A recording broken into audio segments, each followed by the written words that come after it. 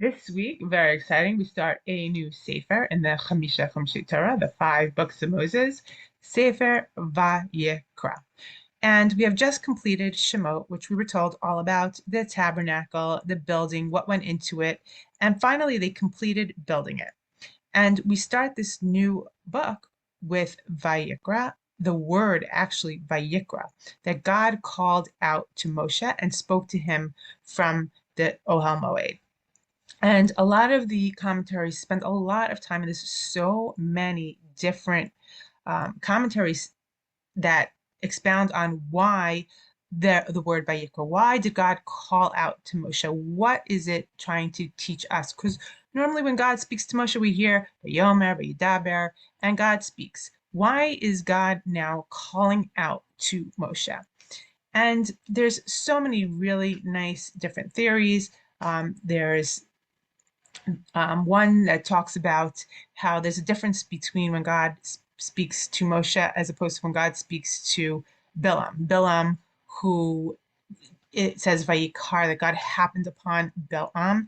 And what's the difference when God speaks to Bilam and Moshe? Moshe, who was um, understood and believed, had strong faith in God, is the difference is this Aleph, Aleph, the Aleph of Shel Olam, God who exists, and that when God speaks to him, he doesn't see it as it just happened upon him. There was intention, there's purpose, there's a meaning, and there's something that is very godly there, a connection. And then people go on to speak about, as you can see, if you look at this word Vayikra, there is a small aleph.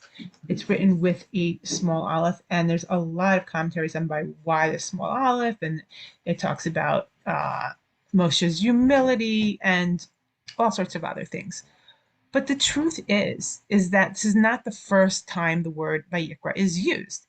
If you look, the first time when Moshe was living in Midian and he chased after he was shepherding, and one of his flock ran and he saw the image of the burning bush on top of the mountain, and he turned to see this bush that was being burned but was not being consumed.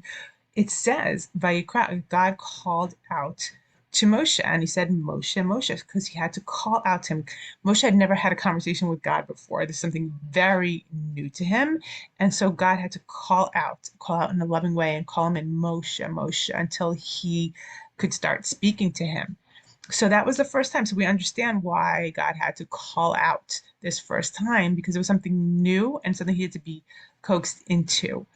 But if that's the case, it could have used when it said Vayikra there, it could have had a small aleph at that time. We could have learned all these wonderful lessons about Moses' humility and all sorts of other things about God or Moshe over there, because it uses the word Vayikra. So why is it here in the beginning of the book of Vayikra? Why do we first see this small aleph?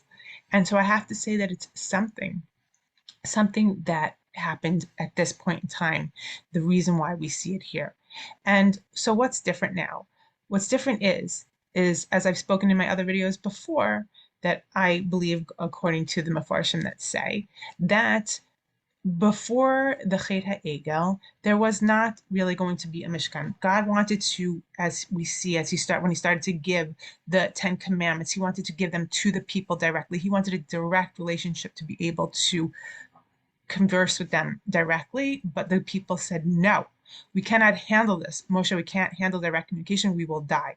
They needed something, a go-between. They needed a way in order to slowly get to the point where they were able to have that connection with God, and they needed slower steps. And so therefore the Mishkan was built, and they could have a place where they can ease into it. They can go walk there and then see the different Kalim and talk to the Kohen, and in slow incremental steps. And so once this Mishkan was completed and God was going to speak through the Aron HaKodesh, through this one specific spot, it was, in a sense, it was a diminution of God. And when Moshe hears God speak through the Ohel Moed, it was something that was much smaller in scale than what he was used to. It was taken and it was focused in one area. which is not a way that he was used to experiencing God. And therefore, it was taking the big Aleph, the God that exists all over, the omnipresent, and taking that and trying to focus that voice into one small spot, and that's where it was coming out of. And so so Moshe was experiencing it. It was smaller, it was lesser than what he was used to. And God had to call out to Moshe because Moshe was used to just experiencing, not from it coming from one area. This was a new way from the last time he experienced God speaking from a one small area was in his first communication with God by the burning bush because it was new to him. And then he also needed to be eased into that conversation. It was something that he couldn't directly handle the first time. But at this point in time for Moshe, after he was just freely communicating with God for so long and out in the open experiencing it, this was something lesser for him. And what is this for us? What is left for us to learn? I think what I take from it is that we always talk about, oh, in the time of the third Beit HaMikdash, when we have, yes, that will be nice if we can have this beautiful, grand place to gather together as a people and serve God. That would be wonderful. But in the meantime, we should be able to find and experience God in the largeness of this world, in every single thing we see, in every body, in every event, in everything that exists. There is a potential to see God and to really develop that relationship. And we shouldn't wait till we can experience that Aleph in the third Beit HaMikdash. We should now strive to accomplish what is potentially um, there for us all to do. And if we do that, think how much more wonderful everything will be, especially our own lives, experiencing God within everything. With that, I wish you a very, very happy Shabbat Shalom.